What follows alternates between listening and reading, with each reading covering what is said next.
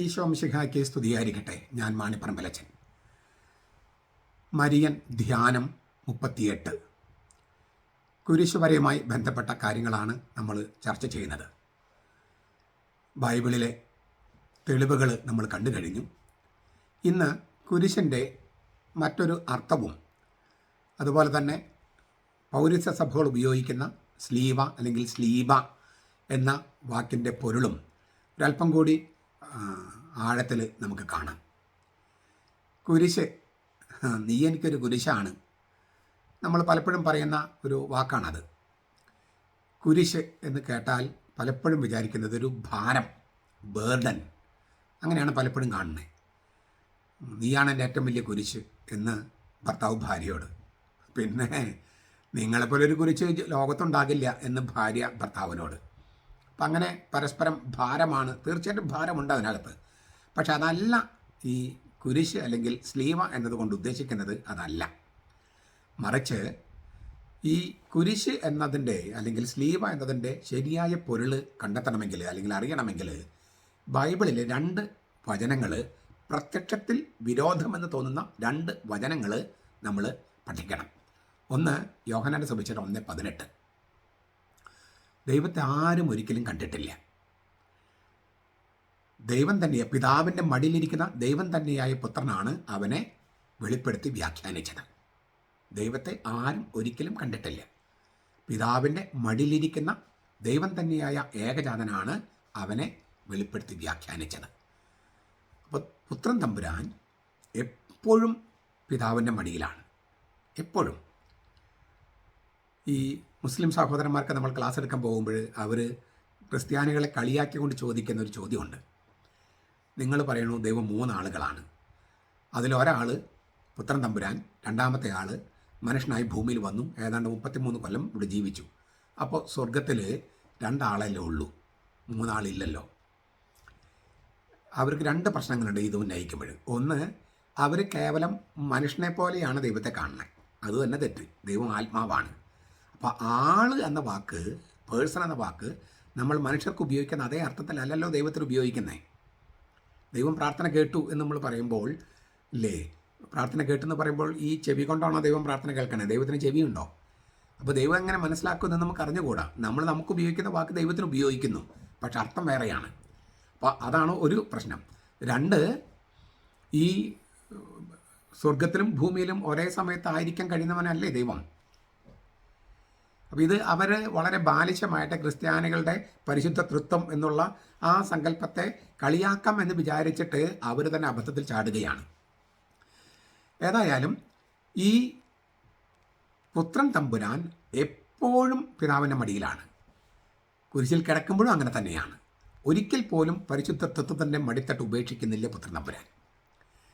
എന്നിട്ട് അപ്പോൾ പുത്രൻ തമ്പുരാൻ എപ്പോഴും പിതാവിൻ്റെ മടിയിലാണ്. ഇതാണ് യോഹന്നാൻ 1:18 പറയണേ. എന്നിട്ട് നമ്മൾ കുരിശിൽ നിന്നൊരു വചനം കേൾക്കുന്നു, മർക്കോസ് 15:34. എല്ലോയ് എല്ലോയ് ലമ്മ സബക്താനി, എൻ്റെ ദൈവമേ എന്തുകൊണ്ട് നീ എന്നെ കൈവിട്ടു. അതെങ്ങനെ ഈ പുത്രനെ പറയാൻ കഴിയണേ? അവൻ പിതാവിൻ്റെ മടിയിലല്ലേ, കുരിശിൽ കിടക്കുമ്പോഴും പിതാവിൻ്റെ മടിയിലാണ്. പിന്നെ എങ്ങനെയാണ് ഇത് പറയാൻ കഴിയുന്നത്? അപ്പോൾ വാസ്തവത്തിൽ എന്താണ് സംഭവിക്കുന്നത്? കുരിശിൽ തൂങ്ങിക്കിടക്കുമ്പോൾ, ആ തടിയിൽ തൂങ്ങിക്കിടക്കുമ്പോൾ ക്രിസ്തു ഒരു കൈകൊണ്ട് പിതാവിനെ ഇങ്ങനെ ആലിംഗനം ചെയ്യാണ്, മടിയിലിരുന്ന് പിതാവിനെ ആലിംഗനം ചെയ്യാണ്. എന്നിട്ട് വിളിക്കുകയാണ്, എൻ്റെ ദൈവമേ. എന്നിട്ട് മറുകൈ കൊണ്ട് അവൻ മനുഷ്യരിലേക്ക് എത്തി നിൽക്കുകയാണ്. പ്രത്യേകിച്ചും ചില മനുഷ്യരിലേക്ക്. ആരാണവർ? ദൈവം ഉപേക്ഷിച്ചു എന്ന് വിചാരിക്കുന്ന മനുഷ്യർ. വാസ്തവം ദൈവം ആരും ഉപേക്ഷിക്കുന്നില്ല, പക്ഷെ ചിലർ വിചാരിക്കുന്നു ദൈവം അവർ ഉപേക്ഷിച്ചു. എന്തുകൊണ്ട് എന്നെ ഉപേക്ഷിച്ചു എന്ന് അവർ ചോദിക്കുകയും ചെയ്യുന്നു. അവരിലേക്ക് എത്തി നിൽക്കുന്നു. വാസ്തവത്തിൽ എല്ലാ മനുഷ്യരിലേക്കും എത്തി നിൽക്കുന്നു. കാരണം ഒരു ഘട്ടത്തിൽ അല്ലെങ്കിൽ മറ്റൊരു ഘട്ടത്തിൽ നമ്മളൊക്കെ ചോദിച്ചു പോയിട്ടുണ്ട്, എന്തുകൊണ്ട് എന്നെ കൈവിട്ടു. അപ്പോൾ ദൈവം കൈവിട്ടതെന്ന് തോന്നിക്കുന്ന മനുഷ്യരിലേക്ക്, എല്ലാ മനുഷ്യരിലേക്കും യേശു എത്തി നിൽക്കുന്നു. അവരുമായിട്ട് ഒന്നായിട്ട് അവർ കർത്താവിനോട് ചോദിക്കുന്ന ചോദ്യം പുത്രൻ ചോദിക്കുന്നു, എന്തുകൊണ്ട് നീ ഞങ്ങളെ കൈവിടുന്നു. അപ്പോൾ നമുക്കൊന്ന് ഭാവനയിൽ കണ്ട കുറച്ചുകൂടി കാര്യം മനസ്സിലാകും. ദൈവം മനുഷ്യനായ ആളാണ് യേശു എന്ന കാര്യം എപ്പോഴും ഓർക്കണം. അതുകൊണ്ട് ഈ പറയുന്ന കാര്യങ്ങളൊക്കെ അവന് ചെയ്യാൻ കഴിയുന്നത്, ഒരു കൈ കൊണ്ട് പിതാവിനെ ആലിംഗനം ചെയ്ത് എൻ്റെ ദൈവമേ എന്ന് വിളിക്കുന്നു. മറുകൈ കൊണ്ട് പാപികളായ എല്ലാ മനുഷ്യരിലേക്കും അവൻ എത്തി നിന്ന് അവർ ആലിംഗനം ചെയ്ത് അവരെ ചേർത്ത് നിർത്തി അവരുമായിട്ട് ഒന്നായി അവർ ദൈവത്തോട് ചോദ്യം ചോദിക്കുന്നു, എന്തുകൊണ്ട് നീ എന്നെ കൈവിട്ടു? ഇങ്ങനെ നിൽക്കുകയാണ്. ഈ ക്രിസ്തുവാണ് ശരിക്കും പറഞ്ഞ സ്ലീവ. അവനിങ്ങനെ പിതാവിനെയും മനുഷ്യരെയും ആലിംഗനം ചെയ്ത് നിൽക്കുകയാണ്. അങ്ങനെ നിൽക്കുമ്പോൾ അവൻ്റെ ശരീരം പിളർക്കപ്പെടുന്നു. രണ്ട് സ്നേഹങ്ങൾ കർത്താവിനെ പിടിച്ചു വലിക്കുകയാണ്. അപ്പോൾ അവൻ്റെ ശരീരം കീറിപ്പോകുന്നു. രണ്ട് സ്നേഹങ്ങൾ ക്രിസ്തുവിനെ പിടിച്ചു വലിക്കുകയാണ്. പിതാവിൻ്റെ സ്നേഹവും മനുഷ്യരുടെ സ്നേഹവും. രണ്ട് സ്നേഹങ്ങൾ അവനെ പിടിച്ചു വലിക്കുമ്പോൾ അവൻ്റെ ശരീരം പിളർന്നു പോകുന്നു. ആ സ്നേഹത്തിൻ്റെ പിളർപ്പാണ് കുരിശ്. ആ സ്നേഹത്തിൻ്റെ പിളർപ്പാണ് സ്ലീവ. സ്നേഹത്തിൻ്റെ പിളർപ്പാണ് സ്ലീവ. ഇങ്ങനെ പിളർന്നിട്ടും അവൻ കൈവിടുന്നില്ല. പിതാവിനെയും മനുഷ്യരെയും ആലിംഗനം ചെയ്ത് നിൽക്കുകയാണ്. ഞാൻ പറഞ്ഞ ഭാവനയിൽ കണ്ടു നോക്കിയാൽ, അപ്പോൾ പിതാവിൽ നിന്ന് മനുഷ്യരിലേക്ക് എത്തി നിൽക്കുകയാണ് യേശു. പിതാവിനും മനുഷ്യർക്കും ഇടയിലുള്ള മധ്യസ്ഥനാണ്. തീർന്നില്ല, പിതാവിനെയും മനുഷ്യരും ചേർത്ത് പിടിച്ചിരിക്കുകയല്ലേ. ഇതിനെയാണ് അനുരഞ്ജനം, രമ്യത എന്നെല്ലാം പൗലോസ് പറയുന്നത്. ക്രിസ്തു സംഭവം അല്ലെങ്കിൽ രക്ഷാസംഭവത്തിന് 10 വാക്കുകൾ കൊണ്ടാണ് പൗലോസ് അവതരിപ്പിക്കുന്നത്. നീതിമൽക്കരണം, രക്ഷ, വീണ്ടെടുപ്പ്, പിന്നെ പുതിയ ജീവൻ, പിന്നെ രമ്യത അല്ലെങ്കിൽ അനുരഞ്ജനം. ഇങ്ങനെ 10 ദൈവശാസ്ത്ര വാക്കുകൾ ഉപയോഗിച്ചിട്ടാണ് പൗലോസ് ക്രിസ്തുവിൻ്റെ രഹസ്യം അവതരിപ്പിക്കുന്നത്. അതിലൊരു വാക്കാണ് അനുരഞ്ജനം അല്ലെങ്കിൽ രമ്യത. ഇങ്ങനെ പിതാവിനെയും മനുഷ്യരെയും ചേർത്ത് പിടിച്ച്, അപ്പം നമുക്കൊരു കാര്യം കൂടി മനസ്സിലാക്കാണ്, എന്നിൽ കൂടി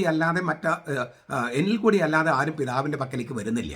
ഈ സ്ലീവയിൽ കൂടി അല്ലാതെ ആർക്കും പിതാവിൻ്റെ അടുക്കലേക്ക് പോകാൻ കഴിയില്ല. കാരണം ദൈവപിതാവിനെയും മനുഷ്യരെയും ചേർത്ത് പിടിക്കുന്ന ഏക വ്യക്തിയാണ് ഈ സ്ലീവ അല്ലെങ്കിൽ ക്രിസ്തു.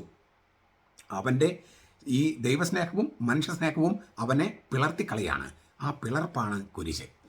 ഇത് ചെറിയ തോതിൽ, അവൻ ദൈവം മനുഷ്യനായ ആളെന്ന നിലയിൽ അതിൻ്റെ പൂർണ്ണ തോതിൽ, പക്ഷെ ചെറിയ തോതിൽ നമ്മളെല്ലാവരും ഈ സ്നേഹത്തിൻ്റെ പിളർപ്പ് അനുഭവിക്കുന്നുണ്ട്. ഒരു ഉദാഹരണം പറയാം. അവിശ്വാസിയായ ഒരു ഭർത്താവ്, കമ്മ്യൂണിസ്റ്റുകാരനായ പള്ളി പോകാത്ത ഒരു ഭർത്താവ്, ഭാര്യ വലിയ വിശ്വാസി, ഞായറാഴ്ച പള്ളി പോകണം, ഭർത്താവ് സമ്മതിക്കുന്നില്ല. ദൈവത്തെ ഉപേക്ഷിക്കാൻ ആ പെണ്ണിന് കഴിയോ? ഇല്ല. ഭർത്താവിന് ഉപേക്ഷിക്കാൻ പറ്റുമോ? അതുമില്ല. ഈ ദൈവത്തിനും ഭർത്താവിനിടയിൽ തിങ്ങാണ്, പിളരാണ് ഈ ഭാര്യ. അതൊരു പിളർപ്പാണ്. നമ്മൾ മാതാപിതാക്കളും മക്കളും തമ്മിലുള്ളൊരു പിളർപ്പ് അനുഭവം, അവരുടെ ഇടയിൽ നമ്മളൊരു പിളർപ്പ് അനുഭവപ്പെടും. ചിലപ്പോൾ സ്നേഹിതന്മാരും നമ്മുടെ ഉത്തരവാദിത്വം തമ്മിൽ ഒരു പിളർപ്പ്, സ്നേഹത്തിൻ്റെ പിളർപ്പ് അനുഭവപ്പെടും. ഈ സ്നേഹത്തിൻ്റെ പിളർപ്പ് അനുഭവപ്പെടുന്ന അതാണ് കുരിശ്. സ്നേഹത്തിൻ്റെ പിളർപ്പാണ്. രണ്ട് സ്നേഹങ്ങൾ പിടിച്ചു വലിക്കുമ്പോൾ നമ്മൾ അനുഭവിക്കുന്ന പിളർപ്പാണ് കുരിശ് അല്ലെങ്കിൽ സ്ലീവ എന്ന് പറയുന്നത്. ശരിക്കും സ്ലീവ എന്ന് പറയുന്നത് ക്രിസ്തുവാണ്, ചെറിയ തോതിൽ നമ്മളൊക്കെ. അപ്പോൾ ഇന്ന് ഇതെങ്ങനെ സാധിക്കുന്നു? അന്ന് കുരിശിൽ ഇത് സംഭവിച്ചത്, ഇന്ന് ഇതെങ്ങനെ സംഭവിക്കുന്നു? ദിവ്യകാരുണ്യത്തിലൂടെ. ദിവ്യകാരുണ്യം സ്വീകരിക്കുമ്പോൾ, വിശുദ്ധ കുർബാന സ്വീകരിക്കുമ്പോൾ ക്രിസ്തു എല്ലാവരുമായിട്ട് ഒന്നാകുകയാണ്, നമ്മളെ ചേർത്ത് പിടിക്കുകയാണ്. എന്നിട്ട് ചേർത്ത് പിടിച്ചിട്ട് നമ്മയെല്ലാം പിതാവിൻ്റെ പക്കൽ പൊക്കി പിടിക്കുകയാണ്. എന്നിട്ട് പറയുകയാണ്, പിതാവെ ഇവരോട് ക്ഷമിക്കുക, അവരുടെ മരണശിക്ഷ, അവരുടെ പാപം ചെയ്തു, പാപത്തിൻ്റെ വേതനം മരണമാണ്, ആ മരണശിക്ഷ ഞാൻ ഏറ്റെടുത്തിരിക്കുന്നു, അവരെ വെറുതെ വിടുക. അങ്ങനെ നമ്മെ പൊക്കിപ്പിടിക്കുകയാണ് പിതാവിന് മുമ്പിൽ. പിതാവേ ഇവരോട് ക്ഷമിക്കണമേ, ഇവർ എന്താണ് ചെയ്യുന്നത് ഇവർക്ക് അറിഞ്ഞുകൂടാ. ഇതാണ് വിശുദ്ധ കുർബാന. ക്രിസ്തു നമ്മളെല്ലാവരെയുമായിട്ട് ഒന്നായി ചേർന്ന് നമ്മെ പിതാവിൻ്റെ പക്കലേക്ക് പൊക്കിപ്പിടിച്ച് പിതാവിനോട് പറയുകയാണ്, പിതാവേ ഇവരോട് ക്ഷമിക്കണമേ. അപ്പം തന്നെ കർത്താവ് ഉത്തരം കൊടുക്കുകയാണ്. പശ്ചാത്തപിക്കുന്നവർക്ക് അപ്പം തന്നെ മറുപടി കിട്ടുകയാണ്, ഇന്ന് നീ എന്നോടുകൂടെ പറുദീസയിലായിരിക്കും, ഇന്ന് നീ എന്നോടുകൂടെ ആയിരിക്കും, ഇന്ന് നീ എന്നിലായിരിക്കും, ഞാൻ നിന്നിലായിരിക്കും. ക്രിസ്തുവിലായിരിക്കുന്നതാണ് പറുദീസ, ക്രിസ്തുവിലായിരിക്കുന്നതാണ് സ്വർഗം. ഇന്ന് നീ എന്നോട് കൂടെ പറുദീസയിലായിരിക്കും, ഇന്ന് നീ എന്നോട് കൂടെ ആയിരിക്കും, ഞാൻ നിന്നോട് കൂടെ ആയിരിക്കും. ഇതല്ലേ വിശുദ്ധ കുർബാനയിൽ സംഭവിക്കുന്നത്. അപ്പോൾ സ്ലീവ എന്ന് പറയുന്നത് സ്നേഹത്തിൻ്റെ പിളർപ്പാണ്. ഈ ഏതെങ്കിലും തിരുവചനങ്ങൾക്ക് വൈരുദ്ധ്യമായി തോന്നിയാൽ അതിൻ്റെ ആഴത്തിലേക്ക് ഇറങ്ങുക. അപ്പോഴാണ് വലിയ രഹസ്യങ്ങൾ നമുക്കൊരു ഉൾക്കാഴ്ച പോലെ അല്ലെങ്കിൽ വെളിപാട് പോലെ നമുക്ക് തെളിഞ്ഞു വരിക. ക്രിസ്തു വേറൊരു കാര്യം കൂടി പറയുന്നുണ്ട്. യോഹന്നാന്റെ സുവിശേഷം 14:9 എന്നെ കാണുന്നവൻ പിതാവിനെ കാണുന്നു, എന്നെ കാണുന്നവൻ പിതാവിനെ കാണുന്നു. അന്ന് അത് പറഞ്ഞപ്പോൾ കാര്യം മനസ്സിലായി. കാരണം കർത്താവിനെ ശിഷ്യന്മാരെ കണ്ടുകൊണ്ടിരിക്കുക. ഇന്ന് വചനത്തിന് എന്തർത്ഥം? എന്നെ കാണുന്നവൻ പിതാവിനെ കാണുന്നു. ഇന്ന് നമുക്ക് ക്രിസ്തുവിനെ കാണാൻ പറ്റുമോ? പറ്റും. എവിടെ? കൂദാശകളിൽ, സവിശേഷമായിട്ട് വിശുദ്ധ കുർബാനയിൽ. അന്ന് എന്നെ കാണുന്നുവെന്ന് പറഞ്ഞപ്പോൾ അവർ നോക്കിയപ്പോൾ ഒരു മനുഷ്യനെ കണ്ടത് ക്രിസ്തുവിൽ. പക്ഷേ അവൻ ദൈവമാണ് മനുഷ്യനാണ്, രണ്ടുമാണ്. പക്ഷെ കാണുമ്പോൾ മനുഷ്യനാണ്. ദൈവത്വം കാണിച്ചുകൊണ്ടല്ലോ ഇരിക്കുന്നത്. ഇന്ന് നമ്മൾ കാണുന്ന അപ്പമാണ്, പക്ഷെ അവൻ അത് ക്രിസ്തുവാണ്. അപ്പോൾ എന്നെ കാണുന്നവൻ പിതാവിനെ കാണുന്നു എന്ന വചനം ഇന്ന് അതിനർത്ഥമുണ്ടാകണമെങ്കിൽ കൂദാശകളിലൂടെ സവിശേഷമായ വിശുദ്ധ കുർബാനയിലൂടെ മാത്രമാണ്. അപ്പോൾ എന്നെ കാണുന്നവൻ പിതാവിനെ കാണുന്നു. അദൃശ്യനായ ദൈവത്തെ ദൃശ്യമാക്കുന്ന അടയാളമാണ് ക്രിസ്തു. അതിനാൽ പിതാവിൻ്റെ കൂദാശയാണ് ക്രിസ്തുവാണ് കൂദാശ. എന്താണ് കൂദാശ? അദൃശ്യമായ യാഥാർത്ഥ്യത്തെ ദൃശ്യമാക്കുന്ന അടയാളമാണ് കൂദാശ.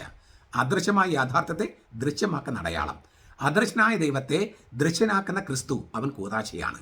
ക്രിസ്തു കൂദാശയായതിനാൽ ക്രിസ്തുവിൻ്റെ തുടർച്ചയായ സഭയും കൂദാശയാണ്. ക്രിസ്തു കൂദാശയായതിനാൽ സഭ കൂദാശയാണ്. സഭ കൂദാശയായതിനാൽ സഭയിലെ ജനനം തൊട്ട് മരണം വരെയുള്ള പ്രധാനപ്പെട്ട 7 നിമിഷങ്ങൾ കൂദാശയാണ്. അതാണ് 7 കൂദാശകൾ. സഭാ ജീവിതത്തിൽ, ക്രിസ്തുവിന്റെ ജീവിതത്തിൽ, രക്ഷയുടെ ഉപകരണമായി സഭയിൽ ജീവിക്കുമ്പോൾ 7 പ്രധാനപ്പെട്ട നിമിഷങ്ങൾ, ജനനം തൊട്ട് മരണം വരെ. ആ 7 എന്ന് പറയുന്നതിന് പൂർണ്ണസംഖ്യയാണ്. നമ്മുടെ ജീവിതം മുഴുവൻ സഭയിൽ, രക്ഷയുടെ ഉപകരണമായി സഭയിലായിരിക്കുമ്പോൾ പ്രധാനപ്പെട്ട നിമിഷങ്ങളൊക്കെ ഈ കൂദാശയിലേക്ക് നമ്മൾ ഉൾച്ചേർക്കപ്പെടുകയാണ്. അപ്പോൾ ക്രിസ്തുവാണ് ദൈവത്തിൻ്റെ കൂദാശ. അദൃശ്യനായ ദൈവത്തെ, പിതാവായ ദൈവത്തെ ദൃശ്യനാക്കുന്ന ക്രിസ്തു, അവൻ കൂദാശയായതിനാൽ സഭ കൂദാശയാണ്. സഭ കൂദാശയായതിനാൽ സഭയിലെ 7 പ്രധാനപ്പെട്ട നിമിഷങ്ങളൊക്കെ കൂദാശയാണ്.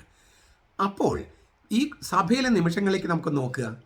നമുക്കൊരു ഈ പള്ളി, സഭ അല്ലെങ്കിൽ അതുമായിട്ട് അങ്ങനെയുള്ള ബന്ധങ്ങളൊക്കെ നോക്കിയാൽ സ്ലീവമയമാണ്. നമ്മൾ കുർബാന അർപ്പിക്കാനായിട്ട് പോകുന്നു. നമ്മൾ അച്ഛനെ നോക്കുമ്പോൾ അച്ഛൻ്റെ പുറകിൽ ഒരു മാർത്തോമ സ്ലീവ. അതായത് ഈ അച്ഛൻ ധരിക്കുന്ന കാപ്പയിൽ പുറകിൽ വലിയൊരു മാർത്തോമ സ്ലീവയാണ്. വൈദികൻ മറ്റൊരു സ്ലീവയാണ്. ദൈവത്തിനും മനുഷ്യർക്കും ഇടയിൽ പിളർന്നു പോകുന്ന ആളാണ്. ദൈവത്തെ മനുഷ്യരിലേക്ക് കൊണ്ടുവരാനും മനുഷ്യരെ ദൈവത്തെങ്കിൽ കൊണ്ടുപോകാനും ക്രിസ്തുവിലായിരിക്കുന്ന ക്രിസ്തുവിലായിരിക്കുന്ന ആളാണ് വൈദികൻ അല്ലെങ്കിൽ പുരോഹിതൻ. അതിനാൽ അവൻ സ്ലീവയാണ്. അത് കാണിക്കാനാണ് അവൻ, അതായത് മാണിപ്പറമ്പിൽ അന്തോണിയുടെ മകൻ ജോസ് അല്ല അവിടെ നിൽക്കുന്നത്, മറിച്ച് ക്രിസ്തുവിൽ സഭയുടെ പുരോഹിതൻ നിൽക്കുകയാണ്. ക്രിസ്തുവിൻ്റെ പൗരോഹിത്യത്തിൽ, ശുശ്രൂഷ പൗരോഹിത്യത്തിൽ പങ്കുപറ്റുന്ന ആളാണ് അവിടെ പള്ളിയിൽ നിൽക്കുന്നത്. അല്ലാതെ മാണിപ്പറമ്പിൽ തറവാട്ടിൽ ഒരുത്തൻ വന്ന് നിൽക്കുകയല്ല. അത് ബോധ്യപ്പെടുത്താനാണ്, അച്ഛനെ തന്നെ ബോധ്യപ്പെടുത്തണം, ജനങ്ങളെ ബോധ്യപ്പെടുത്തണം. പിതാവിൻ്റെ മുമ്പിൽ ഒരു കൂദാശിയാക്കുകയാണ്. ഏതാണ്? ഈ അച്ഛൻ സ്ലീവയാണ്, ക്രിസ്തുവിലാണ്, സ്ലീവയായ ക്രിസ്തുവിലാണ് അവൻ നിൽക്കുന്നത്. അത് ബോധ്യപ്പെടുത്താൻ തന്നെയും ജനത്തെയും പിന്നെ ഈ ലിറ്റർജിയുടെ സകല അന്തരീക്ഷത്തിലും ബോധ്യപ്പെടുത്തുകയാണ് ഈ മാർത്തോമ സ്ലീവ ഉള്ള ആ കാപ്പ. തീർന്നില്ല. അച്ഛൻ ധരിക്കുന്ന കൈയൂറാന്ന് ചിലപ്പോൾ പറയും, കൈയൂറാറാം. അതിനപ്പുറത്തും സ്ലീവയാണ്. പൗരോഹിത്യത്തിൻ്റെ പ്രധാനപ്പെട്ട വേഷമായ ഊറാറ, കഴുത്തിലിടുന്ന ഊറാറ, അതിൻ്റെ രണ്ട് അറ്റത്തും സ്ലീവയാണ്. ദേവാലയത്തിലെ ഏറ്റവും പ്രധാനപ്പെട്ട സ്ഥലമാണ് ബലിപീഠം. ആ ബലിപീഠത്തിന് മുകളിൽ സ്ലീവയാണ് വെച്ചിരിക്കുന്നത്. ബലിപീഠം എന്താണ്? ബലിപീഠം എന്ന് പറയുന്നത് കർത്താവിൻ്റെ കബറിടമാണ്. കർത്താവ് മരിച്ചു, അടക്കപ്പെട്ടു. ആ അടക്കപ്പെട്ടതിൻ്റെ മുകളിൽ, ആ കബറിടത്തിൻ്റെ മുകളിൽ, ബലിപീഠത്തിൻ്റെ മുകളിൽ സ്ലീവ വെച്ചിരിക്കുക. അവൻ ഉത്ഥാനം ചെയ്തു, സ്ലീവയായി. മരിച്ച് ഉത്ഥാനം ചെയ്തവൻ, അതാണ് സ്ലീവ. മരിച്ച് ഉത്ഥാനം ചെയ്തവൻ, അതാണ് സ്ലീവ. ആ കബറിടത്തിൽ അടക്കപ്പെട്ടവൻ ഉത്ഥാനം ചെയ്തിരിക്കുന്നു. അത് പ്രഖ്യാപിക്കുകയാണ് ആ ബലിപീഠത്തിന് മുകളിൽ വെച്ചിരിക്കുന്ന സ്ലീവ. മരിച്ചു, അടക്കപ്പെട്ടു. മരിച്ചു എന്നതിൻ്റെ ഏറ്റവും പ്രധാനപ്പെട്ട തെളിവാണ് അടക്കപ്പെട്ടു. ധാരാളം സാക്ഷികൾ അതിനകത്തുണ്ട്. അതുകൊണ്ട് മുസ്ലിംസ് പറയുന്ന പോലെ നബി വെറുതെ മരിച്ചില്ല എന്ന് ഇല്ലേ, 500-600 കൊല്ലം കഴിഞ്ഞിട്ട് ക്രിസ്തു മരിച്ച് ഇല്ലേ, കുറേ കൊല്ലങ്ങൾ കഴിഞ്ഞിട്ട് ഒരാൾ വന്ന് പറയുകയാണ് മരിച്ചില്ല എന്ന് പറയാം. ഒരു തെളിവുകൾ ഹാജരാക്കാതെ.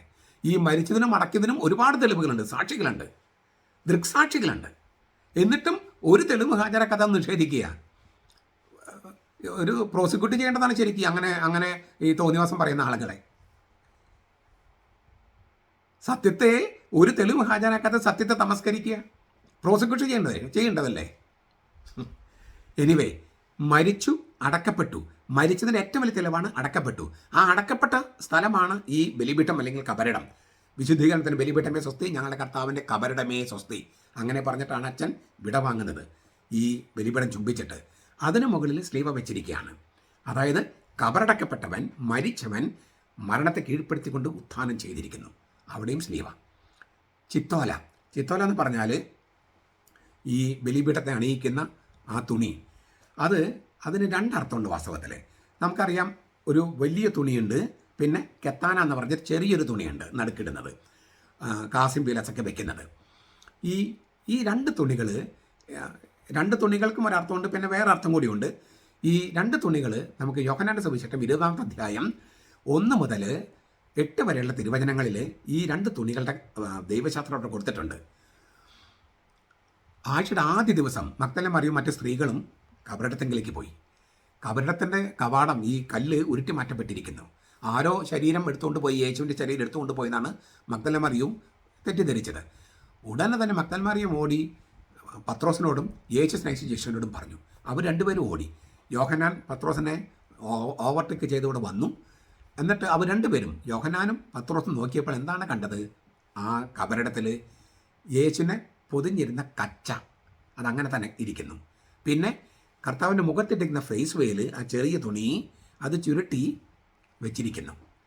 ഞാൻ ഇതേക്കുറിച്ച് മറ്റൊരു വീഡിയോ കൂടി ഇന്ന് ഇടാം, അതിൻ്റെ വിശദാംശങ്ങൾ. അപ്പോൾ ഈ രണ്ട് തുണികൾ, അതായത് കർത്താവിനെ പൊതിഞ്ഞ കച്ച, അവ കബറിടത്തിനെ പൊതിഞ്ഞിരിക്കുകയാണ്. അപ്പോൾ കബറിടം തന്നെ സ്ലീവയായിട്ട് അല്ലെങ്കിൽ ക്രിസ്തുവായിട്ട് മാറുകയാണ്. ക്രിസ്തുവിനെ പൊതിഞ്ഞിരിക്കുന്ന ആ കച്ചയാണ് ഈ ബലിപീഠത്തെ പൊതിഞ്ഞിരിക്കുന്നത്. അപ്പോൾ ബലിപീഠം ഒരു കല്ലോ ബലിക്കല്ലോ അല്ല നമുക്ക്, മറിച്ച് ക്രിസ്തു എന്ന ആളാണ്. ക്രിസ്തു എന്ന ആളുടെ പ്രതീകമാണ്. അതുകൊണ്ടാണ് ഈ കച്ച പൊതിഞ്ഞിരിക്കുന്നത്. ആ ഫേസ് വെയിൽ, ചുരുട്ടിക്കുട്ടി വെച്ച ഫേസ് വെയിൽ, അത് ഈ കെത്താനായിട്ട് ഉപയോഗിച്ചിരിക്കുന്നു. അതിൻ്റെ തന്നെ മറ്റൊരു വകഭേദമാണ്, അല്ലെങ്കിൽ മറ്റൊരർത്ഥമാണ് ഞാൻ പറഞ്ഞത്, ഈ ശോശപ്പ കൊണ്ട് മൂടുന്നത്. അത് ഞാൻ മറ്റൊരു വീഡിയോയിൽ പറയുന്നുണ്ട്. ശോശപ്പ കൊണ്ട് മൂടുന്നതിൻ്റെയും അർത്ഥം ഇതിനോട് ചേർന്ന് പോകുന്നതാണ്. അപ്പോൾ കർത്താവിൻ്റെ കബറിടം, കബറിടത്തെ പൊതിയുന്ന ആ ചിത്തോല, അതുപോലെ ഈ ചെറിയ തുണി കർത്താവൻ സംസ്കരിച്ച ആ കച്ചയും പിന്നെ തൂവാലയുമാണ് ഉപയോഗിക്കുന്നത്. അതിലൂടെ നമ്മൾ പ്രഖ്യാപിക്കുന്നത് ഈ ബലിപീഠം എന്ന് പറയുന്നത് വെറും ഒരു കല്ലല്ല, മറിച്ച് സ്ലീവ, അല്ലെങ്കിൽ മരിച്ച് ഉത്ഥാനം ചെയ്ത ആളെ തന്നെയാണ് അത് പ്രതിനിധാനം ചെയ്യുന്നത്. അതുകൊണ്ടാണ് അച്ഛന്മാർ ചുംബിക്കുന്നത്. ബലിപീഠത്തിൽ എത്തുമ്പോഴും ബലിപീഠത്തിൽ നിന്ന് വിട പറയുമ്പോഴും ചുംബിച്ചാണ് പോകുന്നത്. ആ ബലിപീഠം മെത്രാന് മാത്രമാണ് വെഞ്ചരിക്കാൻ അനുവാദമുള്ളൂ, കൂദാശ ചെയ്യാൻ അനുവാദമുള്ളൂ. കാരണം എന്താ? അത് ശ്ലൈഹിക പിന്തുടർച്ചയിൽ, കൗദാശ പിന്തുടർച്ചയിൽ ചെയ്യപ്പെടേണ്ടതാണ്. ബലിപീഠം വളരെ ശ്രേഷ്ഠമാണെന്ന് നമ്മൾ അതൊക്കെ മുമ്പ് കണ്ടിട്ടുണ്ട്. ബലിപീഠത്തിൻ്റെ പ്രാധാന്യമൊക്കെ നമ്മൾ പല പ്രാവശ്യം കണ്ടിട്ടുള്ളതാണ്. ചുരുക്കത്തിൽ ഒരു ദൈവശാസ്ത്രം ഇതാണ്. മറ്റൊരു ദൈവശാസ്ത്രം കൂടിയുണ്ട്. ഈ ചിത്തോലയ്ക്ക് പകരം ഊറാറ ഇടുന്ന രീതിയാണ്. ഇപ്പോൾ നമ്മൾ മലങ്കര സഭയിൽ കുർബാനയൊക്കെ കണ്ടു കഴിഞ്ഞാൽ ഊറാറയാണ് ഇടുന്നത്. ഈ ബലിപീഠത്തിന് ഊറാറയാണ് ഇടുന്നത്, ചിത്തോലയല്ല. അതിനെപ്പറ്റി ഊറാറയുണ്ട്. ഇപ്പം മലങ്കര സഭയിലെ കുർബാനകൾ കണ്ടു കഴിഞ്ഞാൽ അറിയാം, ഈ നമ്മുടെ ശരീരത്തിൽ, അച്ഛൻ ശരീരത്തിലിടുന്ന, കഴുത്തിലിടുന്ന ആ ഊറാറ പോലെ തന്നെ ബലിപീഠത്തെയും ഊറാറ അണിയിക്കുകയാണ്. അതിൻ്റെ അർത്ഥം ഇത് തന്നെയാണ്. ക്രിസ്തു എന്ന ആളാണത്. ആ ക്രിസ്തു എന്ന ആൾ മഹാപുരോഹിതനാണ്. പുരോഹിതൻ്റെ വസ്ത്രമാണ് ഊറാറ. അപ്പോൾ മഹാപുരോഹിതനായ ഈശോയെ ആണ് ബലിപീഠത്തിൽ നമ്മൾ കാണുന്നത്. അപ്പോൾ പുരോഹിതനും ബലിവസ്തുവും ബലിപീഠവും എല്ലാം ഒരാൾ തന്നെയാണ്, ക്രിസ്തുവാണ്. ഒരുപാട് രഹസ്യങ്ങൾ ഒരൊറ്റ ആളിൽ ഉൾച്ചേർത്തിരിക്കുകയാണ്. അതാണ് യേശു ക്രിസ്തു.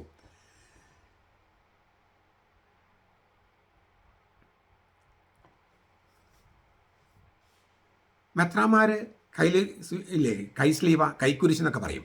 അതിനും ഒരു തുണി ഇട്ടിട്ടുണ്ട്. മെത്രാമാർ ആശീർവദിക്കുന്നത് ഒരു കൈക്കുരിശ് കൊണ്ടാണ്, അല്ലെങ്കിൽ കൈസ്ലീവ. അതിനും ഒരു തുണി തൂക്കിയിട്ടിട്ടുണ്ട്. എന്താണ്? അതും ഊറാറയുടെ പ്രതീകമാണ്. ഈ മെത്രാന്മാർ സ്ലീവയെ വഹിക്കുന്നവരാണ്. മെത്രാന്മാർ മഹാപുരോഹിതനായ യേശുവിനെ വഹിക്കുന്നു, ഉത്ഥാനം ചെയ്ത സ്ലീവയെ വഹിക്കുന്നു. ആ സ്ലീവ കൊണ്ടാണ് ആശീർവാദം. മെത്രാൻ കർത്താവിനെ കൊണ്ടാണ് ആശീർവദിക്കുന്നത്, അതും മഹാപുരോഹിതനായ കർത്താവിനെ കൊണ്ട്. അത് വ്യക്തമാക്കാൻ വേണ്ടിയിട്ടാണ് ഈ കൈസ്ലീവ അല്ലെങ്കിൽ കൈക്കുരിശും, അതുപോലെ തന്നെ ആ കൈസ്ലീവ അല്ലെങ്കിൽ കൈക്കുരിശ് എന്ന് പറയുന്നത് മഹാപുരോഹിതനായ യേശുവാണ്, സ്ലീവയാണ്. അത് വ്യക്തമാക്കാൻ അതിലും ഒരു ഊറാറ തൂക്കിയിട്ടിരിക്കുന്നു. അതിലും സ്ലീവ ആലേഖനം ചെയ്തിരിക്കുന്നു. നമ്മൾ ഉപയോഗിക്കുന്ന എല്ലാ പ്രാർത്ഥനാ പുസ്തകങ്ങളിലും തക്സുകളിലും സ്ലീവയാണ്. സ്ലീവ ഇല്ലേ, എല്ലാവിടെയും. അപ്പം പ്രാർത്ഥനാ പുസ്തകങ്ങളൊക്കെ സ്ലീവ കൊണ്ട് മുദ്രിതമാണ്. ഇതെല്ലാം കർത്താവിൻ്റെതാണ്, കർത്താവിൻ്റെ സാന്നിധ്യം. അതായത് നമ്മുടെ ജീവിതം മുഴുവൻ ഈ തരത്തിൽ ഈ യേശുവിൻ്റെ ആലിംഗനത്തിലായിരിക്കാൻ, ഈ കുരിശിൽ നിന്നുള്ള അത് ഞാൻ പറഞ്ഞു കഴിഞ്ഞല്ലോ, ആലിംഗനത്തിലായിരിക്കാൻ. അപ്പോൾ പ്രാർത്ഥനകളൊക്കെയും യേശുവിൻ്റെ ആലിംഗനത്തിലായിരിക്കാനുള്ള നമ്മുടെ ശ്രമമാണ്. അതുകൊണ്ടാണ് ഈ സ്ലീവ എല്ലാവിടെയും ആലേഖനം ചെയ്തിരിക്കുന്നത്. അതുപോലെ തന്നെ സുവിശേഷം കർത്താവിൻ്റെ ജീവദായക വചനമാണ്. അത് പ്രഖ്യാപിക്കുമ്പോൾ കർത്താവ് തന്നെയാണ് വചനം പ്രഖ്യാപിക്കുന്നത്. അതിലും സ്ലീവ രേഖപ്പെടുത്തിയിരിക്കുന്നു. മരിച്ച് ഉത്ഥാനം ചെയ്തതിൻ്റെ വചനമാണെന്നാണ് പറഞ്ഞതിൻ്റെ അർത്ഥം. ഈ ജീവദായകമായ വചനമാകുന്നതിന് കാരണം അവൻ മരിച്ച് ഉത്ഥാനം ചെയ്തിരിക്കുന്നു. അതുകൊണ്ട് സ്ലീവ കൊണ്ട് അത് ആലേഖനം ചെയ്തിരിക്കുന്നു. വായന കഴിഞ്ഞ് വളരെ മനോഹരമായ അല്ലെങ്കിൽ വൃത്തിയുള്ള നൈസ് പട്ട് പോലത്തെ തുണിയിൽ പൊതിഞ്ഞ് ആ പൊതിയ തുണിയിലും സ്ലീവയുണ്ട്.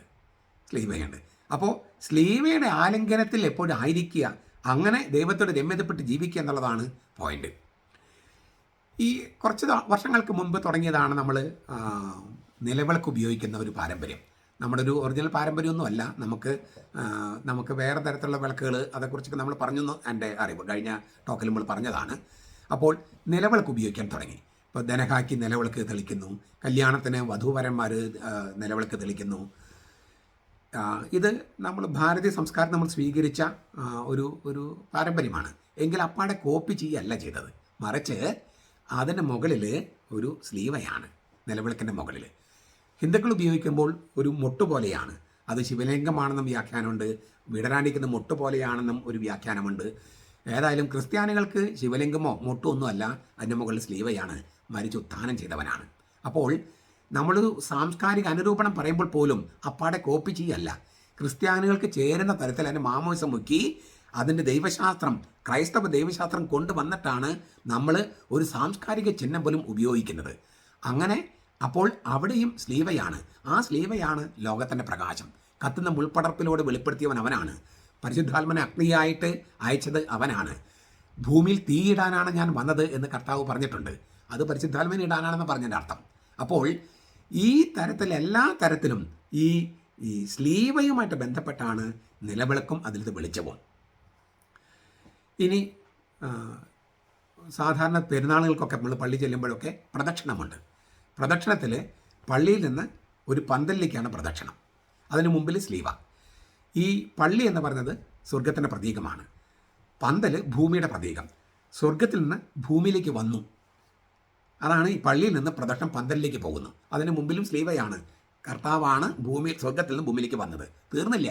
നമ്മൾ രക്ഷിച്ചിട്ട് കഴിഞ്ഞിട്ട് അവൻ തിരിച്ച് സ്വർഗത്തിലേക്ക് കയറി പിതാവിൻ്റെ വലത്ത് വച്ച് തിരുന്നു. അപ്പോൾ പന്തലിൽ നിന്ന് തിരിച്ചു വരികയാണ്. അപ്പോഴും സ്ലീവയാണ്. കർത്താവ് സ്വർഗാരോഹണം ചെയ്തു, പിതാവിൻ്റെ വലത്ത് വശത്ത് ഉപവിഷ്ടനായി. അതാണ് പ്രദക്ഷിണത്തിൽ. അവിടെയും സ്ലീവ തന്നെയാണ്. അപ്പോൾ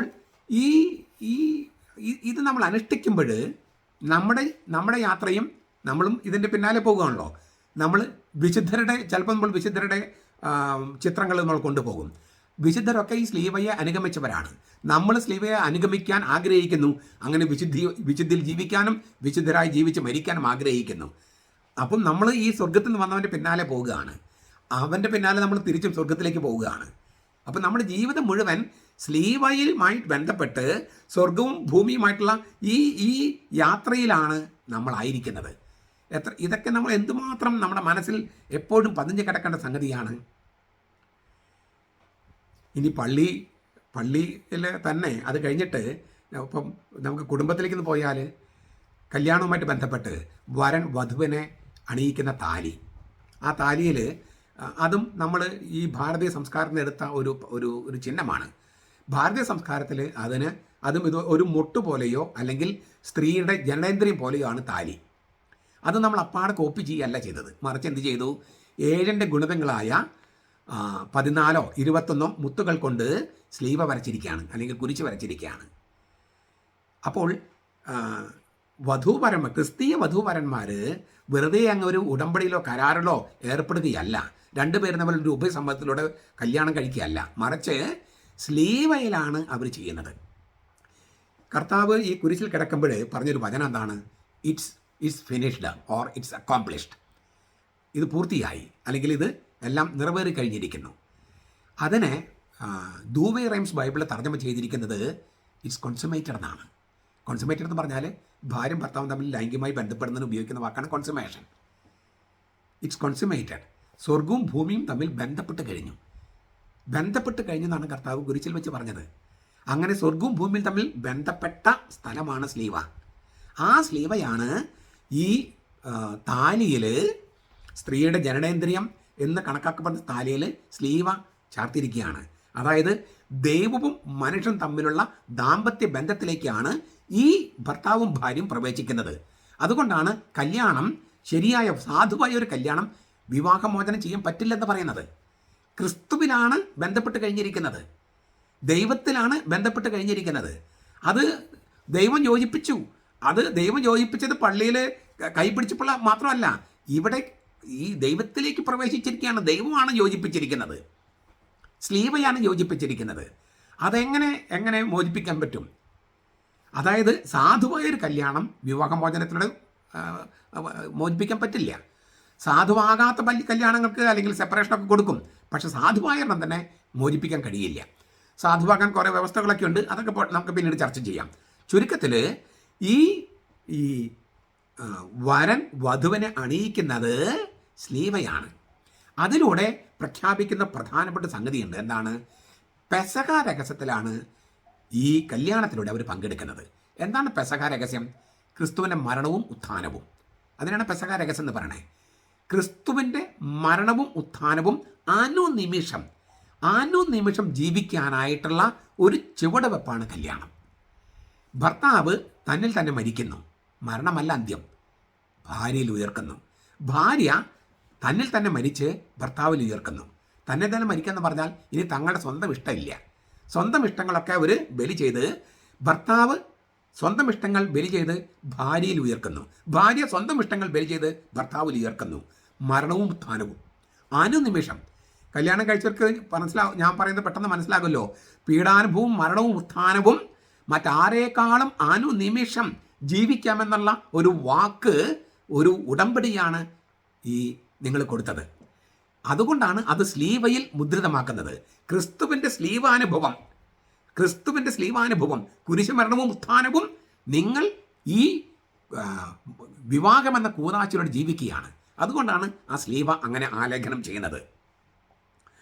അത് കഴിഞ്ഞിട്ട് ഈ ബന്ധം, അതായത് മരണം കൊണ്ടാണ് ഈ ബന്ധം അവസാനിക്കുന്നത്. അങ്ങനെ ഭാര്യ മരിച്ചെന്ന് വിചാരിക്കുക. എന്താ ചെയ്യുന്നത്? ഈ കബറടക്ക് കഴിയുമ്പോൾ ആ താലി എടുത്ത് നല്ല ഒരു തുണിയിലോ നല്ല പേപ്പറിലോ പൊതിഞ്ഞ് ദേവാലയ ഭണ്ഡാരത്തിലിടും. പള്ളിയിൽ നിന്ന് സ്ലീവ കിട്ടിയതാണ്, അത് പള്ളിക്ക് തിരിച്ചു കൊടുത്തു. വളരെ ചെറിയൊരു ഇതാണ്. അത് ഉപയോഗിച്ചിട്ടാണ് പള്ളിയിലെ കാസ, പീലാസ, കുസ്തോതി ഇതെല്ലാം സ്വർണം പൂശുന്നത്. അപ്പോൾ നിങ്ങളുടെ താലി, നിങ്ങളുടെ വീട്ടിൽ നിന്ന് കൊണ്ടുവന്ന താലിയാണ് ആൾത്താരിൽ വെച്ചിട്ട് ആ കർത്താവിൻ്റെ തിരുരക്തമാകാനും പിന്നെ തിരുശരീരമാകാനും ഉപയോഗിക്കുന്ന കാസ, പീലാസ, അതുപോലെ തന്നെ തിരുവോസ്തിയൊക്കെ വെക്കുന്ന സിബോറിയം എന്ന് പറയുന്ന കുസ്തോതി, ഇതെല്ലാം സ്വർണം പൂശുന്നത് ഇങ്ങനെ ഭണ്ഡാരപ്പെട്ടിയിൽ നിങ്ങൾ ഇട്ടിരിക്കുന്ന താലിയിലെ സ്വർണം ഉപയോഗിച്ചിട്ടാണ്. നിങ്ങളാണ് ഈ കർത്താവിലേക്ക് ഉയർത്തപ്പെടുമ്പോൾ നിങ്ങളെ തന്നെ, നിങ്ങളുടെ ജീവിതമാണ് ഉയർത്തപ്പെടുന്നത്. നിങ്ങളുടെ കൺട്രിബ്യൂഷനാണ്, നിങ്ങളുടെ ത്യാഗമാണ്, നിങ്ങളുടെ സ്നേഹമാണ്, എല്ലാമാണ് ഈ കുർബാനയിൽ സംഭവിക്കുന്നത്. സ്ലീവമയമാണ് എന്ന് ഞാൻ പറഞ്ഞതിൻ്റെ അർത്ഥം നിങ്ങൾക്ക് മനസ്സിലായോ? നമ്മുടെ ജീവിതത്തിൻ്റെ അർത്ഥം എന്തുമാത്രം ആഴത്തിലാണ് ഈ സ്ലീവയെക്കുറിച്ചുള്ള ദൈവശാസ്ത്രം സഭയിലും തിരുവചനങ്ങളിലും ആഴപ്പെട്ട് കിടക്കുന്നത്.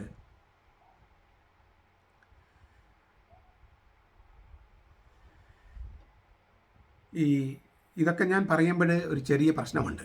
എന്ന് വെച്ചാൽ നമ്മുടെ പുതിയ തലമുറയ്ക്ക് പ്രതീകങ്ങളുടെ അർത്ഥം അത്ര അങ്ങോട്ട് അറിയില്ല. പ്രതീകങ്ങൾ വേണ്ടെന്നുള്ള മട്ടാണ്. വാക്കുകൾ മാത്രം മതിയെന്നാണ്. വാക്കുകൾ പോലും വേണ്ട, ചിഹ്നങ്ങളാണ്. പക്ഷേ അതിലേക്ക് വരുന്നുണ്ട്. ഇപ്പോൾ ഈ ഇമോജി ഒക്കെ ഉപയോഗിക്കുന്നുണ്ടല്ലോ, പ്രതീകങ്ങൾ ഉപയോഗിച്ച് വരുന്നുണ്ട്. ഈ പ്രതീകങ്ങൾ എന്ന് പറഞ്ഞാൽ നമുക്കൊരു പ്രതീകം അല്ലെങ്കിൽ ഒരു അടയാളം ഞാൻ പറയട്ടെ. ഇപ്പോൾ കഴിഞ്ഞ ദിവസം ഒരു പെൺകുട്ടി, 13 വയസ്സുള്ള പെൺകുട്ടി, ആസാംകാരി പെൺകുട്ടി പുറപ്പെട്ടു പോയി, തിരിച്ചു കൊണ്ടുവന്നു. അപ്പനും അമ്മയും, അപ്പൻ ആ കുട്ടിയെ ഇങ്ങനെ കെട്ടിപ്പിടിച്ച് നിൽക്കുന്ന പത്രത്തിൽ ഫോട്ടോ വന്നു, കരച്ചിലും ഒക്കെ ആയിട്ട്. അവൾ വന്നപ്പോൾ അപ്പൻ ഇങ്ങനെ പറഞ്ഞാൽ മതിയായിരുന്നോ, ഞാൻ നിന്നെ സ്നേഹിക്കുന്നു, ഐ ലവ് യു എന്ന് പറഞ്ഞാൽ മതിയോ, എനിക്ക് നിന്നെ ഇഷ്ടമാണ്, സ്നേഹമാണെന്ന് പറഞ്ഞാൽ മതിയായിരുന്നോ? പോരാ, കെട്ടിപ്പിടിച്ച് അങ്ങനെ ചേർത്ത് ചുംബിക്കുക തന്നെ വേണം. ചുംബനം സ്നേഹത്തിൻ്റെ അടയാളമാണ്. പക്ഷേ അങ്ങനെ ചുംബിക്കുമ്പോൾ ഈ ചുംബനം തന്നെ സ്നേഹം കൈമാറുന്ന ജീവനുള്ള അടയാളമായിട്ട് മാറുകയാണ്. അടയാളം തന്നെ ജീവനായി മാറുക. അത് അങ്ങനെ ആലിംഗനം ചെയ്ത് ചുംബിച്ചില്ലെങ്കിൽ കുട്ടിക്ക് ബോധ്യമാകുമോ നിങ്ങൾ സ്നേഹിക്കുന്നുവെന്ന്? ഒരിക്കലുമില്ല. ഐ ലവ് യു എന്ന് പറഞ്ഞാൽ മതിയോ? പോരാ, ഈ പ്രതീകം വേണം. അപ്പോൾ ആ പ്രതീകം തന്നെ അല്ലെങ്കിൽ അടയാളം തന്നെ, ഈ ചുംബനം എന്ന അടയാളം തന്നെ സ്നേഹമായിട്ട് മാറുകയാണ്. ഈ ചുംബനം ഒറ്റക്കൊടുക്കാൻ ഉപയോഗിക്കാം. യൂദാസ് അങ്ങനെ ചെയ്തിട്ടുണ്ട്. അപ്പോൾ അത് ഒറ്റക്കൊടുക്കലായിട്ട് മാറും. അപ്പോൾ ഈ അടയാളം എന്ന് പറയുന്ന പ്രതീകങ്ങൾ അത് തന്നെ കമ്മ്യൂണിക്കേറ്റ് ചെയ്യുമ്പോൾ ചില അടയാളങ്ങൾ അത് തന്നെ യാഥാർത്ഥ്യമായിട്ട് മാറും. ഇവിടെ ചുംബനം അല്ലെങ്കിൽ ആലിംഗനം സ്നേഹമായി മാറുന്നത് പോലെ സ്നേഹമെന്ന യാഥാർത്ഥ്യം കൊടുക്കുന്ന പ്രക്രിയയായിരുന്നു ചുംബനവും ആലിംഗനവും. പക്ഷെ അത് തന്നെ യാഥാർത്ഥ്യമായിട്ട് മാറി. നമുക്ക് ബാഡ് ടച്ച് എന്ന് പറഞ്ഞാൽ അറിയാലോ, ഒരാൾ തെറ്റായിട്ട് സ്പർശിച്ചു. സ്പർശനം ഇല്ലേ, ആ സ്പർശനത്തിൽ തെറ്റുണ്ടെന്ന് നമുക്ക് പെട്ടെന്ന് മനസ്സിലാകും, ബോധ്യമാകും. കാരണം എന്താ? ആ സ്പർശനം തന്നെ അവരുടെ തെറ്റായ ഇൻറ്റൻഷനെ ക്യാരി ചെയ്യുന്നു. ഇതാണ് ഞാൻ പറഞ്ഞ ഈ അടയാളങ്ങൾ. അപ്പം ഞാൻ ഈ പറഞ്ഞ സ്ലീവ അല്ലെങ്കിൽ ചിത്തോല, ഊറാറ, അതെല്ലാം സജീവമായ അടയാളങ്ങളാണ്. അതിലൂടെ ചില കാര്യങ്ങൾ കമ്മ്യൂണിക്കേറ്റ് ചെയ്യുന്നുണ്ട്, യാഥാർത്ഥ്യങ്ങൾ കമ്മ്യൂണിക്കേറ്റ് ചെയ്യുന്നുണ്ട്. അതിനേക്കാളും ജീവനുള്ള അടയാളമാണ്, ശരിക്കും ഉള്ള അടയാളമാണ് വിശുദ്ധ കുർബാന. ഈ പ്രതീകങ്ങളിലൂടെ അതിനൊക്കെ കവച്ചു വയ്ക്കുന്ന ക്രിസ്തു തന്നെയായിട്ട് മാറുന്ന യാഥാർത്ഥ്യമാണ് വിശുദ്ധ കുർബാന. പക്ഷെ പ്രതീകങ്ങൾ, അടയാളങ്ങൾ മനസ്സിലായാലേ ഇതിൻ്റെ ശരിയായി പൊരുൾ കിട്ടൂ.